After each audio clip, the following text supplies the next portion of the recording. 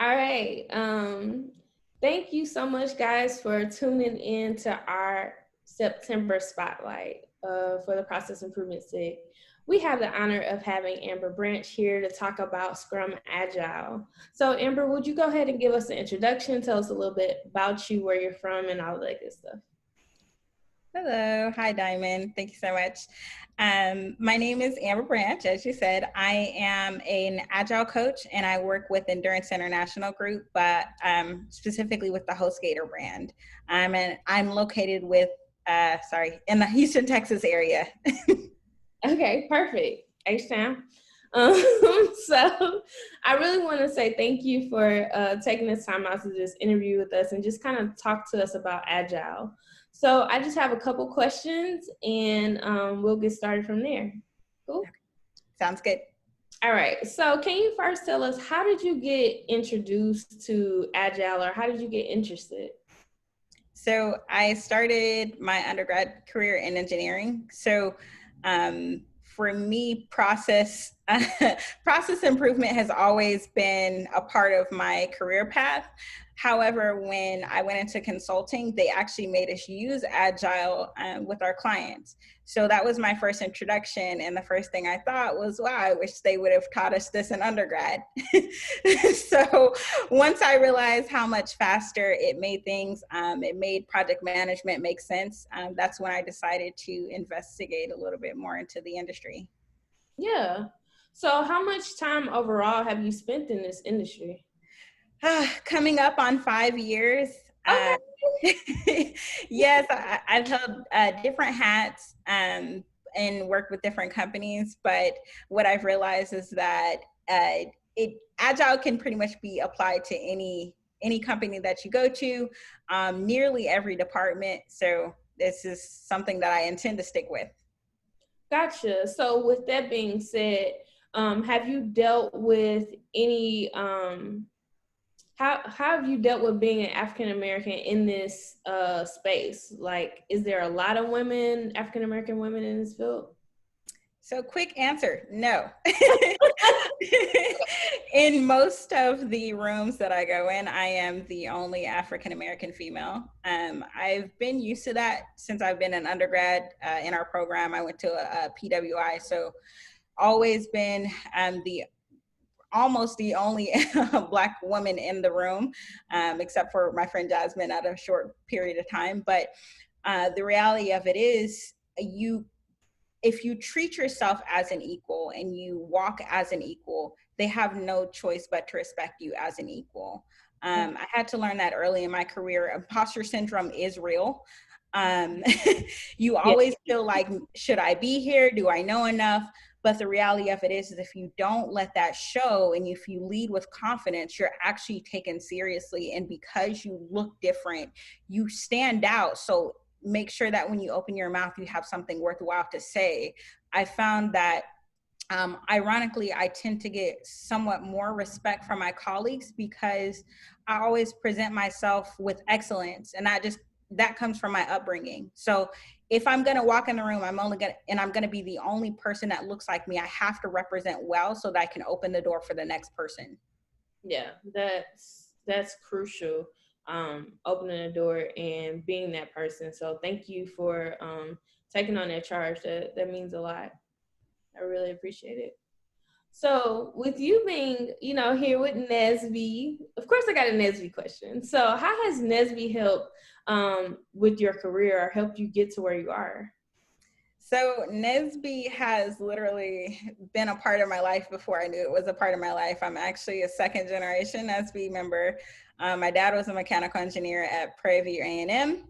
So he was actually a part of NSBE. And when I decided to go into engineering, literally before I even got to the campus, I was like, before I get to this campus, I need to know that I'm going to commit to NSBE. And sure enough, freshman year until the day I graduated, I was a part of NSBE.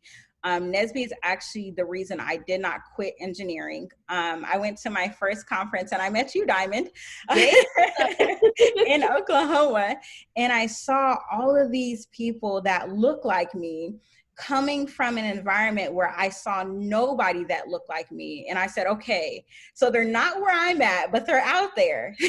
And it made me feel less alone. And from that moment on, after my first fall regional conference, I actually started trying to pull as many Black people that I could, that I would see in the engineering department, and say, have you heard of NSBE? You have to join it. Built up community and gave me the strength to get through my undergraduate career. To this day, I still have a group text message with all of those people from my NSBE chapter. We keep in touch. We've worked together. Some of them are still running businesses together, building apps together. And my best friend, Jasmine, who I was a year above, but she came into the program and also did NSBE with me. We still keep in touch. My friend Shawnette, she was a part of the Oklahoma chapter within NSBE, and she's my best friend. We met through NSBE. And so for me, it provided a community that I didn't have. And little do people know, but that community is what kept me in my career. Had I not been a part of NSBE, I guarantee you 100% I would have quit engineering. Yeah, same here. Like, seriously. NSBE has definitely been the same for me. So I'm really happy. First of all, we met, and I'm thankful that NSBE has continued to hold us together. So I'm really honored for that.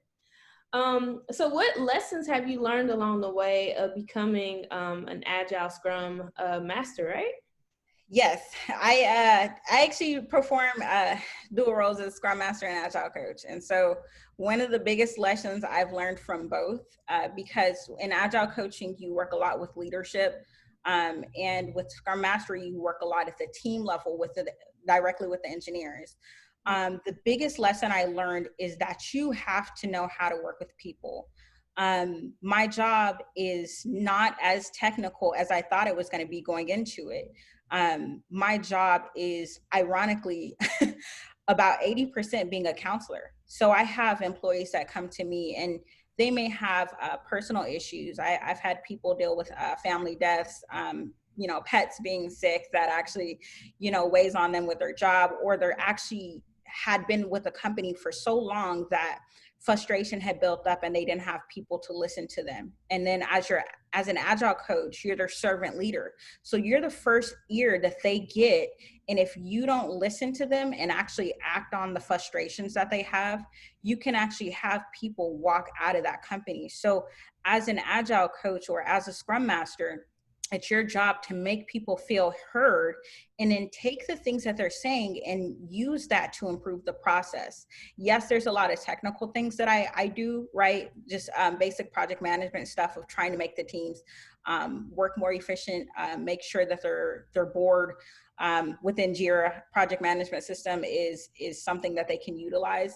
But the biggest thing is using your eyes and ears and seeing, okay, how is the team dynamic together? When you understand how people work and collaborate together and you can make their job easier, that's actually what makes the process go faster. It's not about being the most technical person. I don't look at their code, even though I'm sure that they wish I could. I'm not a heavy technical person, but guess what? If you tell me what's going on and what's slowing you down in the process, I'm going to get to an answer, even if I'm not the person that has the answer. So the best thing that I've learned throughout this whole process is learn how to work with people. Wow. Thank you so much for sharing that. I think that's impactful, and it's powerful for people to know that, who are interested. So with that, what guidance or advice would you give someone who's interested in either being an Agile coach or a Scrum Master? My biggest thing is, don't be afraid to take a chance on yourself. Dare to be different. Growing up and coming up in the engineering department, I was always behind in undergraduate. I was barely passing, had to take multiple classes over and over again. I just could not get some of the concepts. And then for me, because I'm a people person, I was the outlier of like the person that was going Greek while I was trying to do engineering at the same time. And so my friends would be studying and I'd be at parties, and it made me the oddball out always. And because of that, I didn't think that technology was for me because I was so different. But the thing that I had to realize was me being different is actually what made me successful in my career, because I could deal with people and was social but still had the technical background. That's what got me hired on every single job that I went to. People are looking for people that are unusual and out of the box. There's going to be times in your career where you feel like you need to fit in, you need to be more like the people around you. But the reality of it is if you can be a hybrid of anything and you can stand out. The odd thing is when I first started my career, the question that I got asked about the most was being in the talent organization I was in. So acting, people are interested in what makes you different.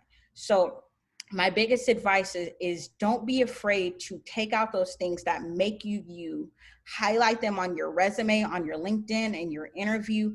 Don't try to fit the mold, because they're not looking for that. And it will surprise you how much people are willing to pay for somebody that can be different for their company, because you can bring value that they cannot find anywhere else. Wow, girl. Girl, like, no, that's real. That's incredible. And I definitely can echo that same sentiments with having a quality background and being in data. So it's the differences that stand out. So I Absolutely. really appreciate you sharing that for real, for real. Thank you, Diamond. Um, so thank you so much for just like spending this time with the process improvement SIG, and just teaching us more about your journey as a agile coach, scrum master. I almost said that backwards. But I really appreciate that. And we definitely hope to hear more and learn more about your story as we are embarking in Agile Scrum Month. Thank you so much for having me, and scrum on to all those people. That's the way to go. Agile is a hidden a hidden gem in the industry. Absolutely.